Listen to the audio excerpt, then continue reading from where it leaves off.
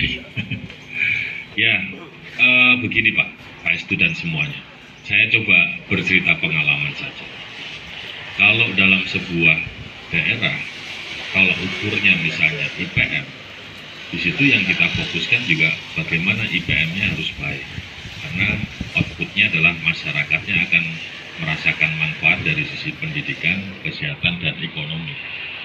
Yang di Semarang juga begitu waktu itu Pak. Setelah saya tahu itu, ya pendidikan kita gratiskan, kesehatan kita gratiskan, ekonomi supaya maju ya orang investasi tidak usah diangel-angel kan gitu. Jadi akhirnya tercipta lapangan pekerjaan. Kalau yang sudah sepuh-sepuh gimana Pak Indi kan nggak bisa kerja, ya di situ pemerintah harus turun dengan bantuan sosial.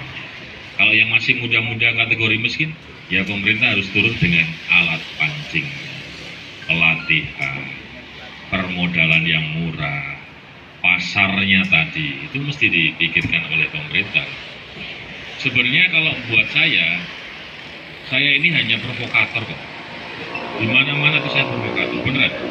Karena yang hebat itu mestinya adalah para pemain dan pelakunya. Teman-teman Mas Adit dan kawan-kawan, tinggal dengerin apa yang diinginkan. Nah kalau saatnya nanti kita bisa mengambil keputusan sebagai orang yang punya kuasa itu, kita harus memutuskan itu yang terbaik di antara pemerintah, masyarakat maupun para pelaku. Sama itu terterapkan di Semarang. Demo buruh, kepengen UMK naik, pengusaha urgensi, kepengen kemudian UMK-nya turun. Ya nggak ketemu sampai kapan tuh. Saya bilang, oke, kamu pengen naik berapa? Sekian Pak, kamu pengen turun berapa? Sekian, nggak ada ketemu. Kalau kamu pengen maksa, dia tutup. Kalau kamu menurunkan, dia nggak bisa makan. Maka kita cari solusi yuk. Terserah Pak Edi solusinya. Ya. Apa yang membuat buruh itu kemudian merasa susah hidup? Sekolah bayar Pak, oke catat. Mau kerja transportnya bayar Pak, catat. Sewa rumah Pak, catat. Makan, minum dan lain-lain, catat. Oke, apa sing iso dibantu pemerintah? Satu, pendidikannya gratis.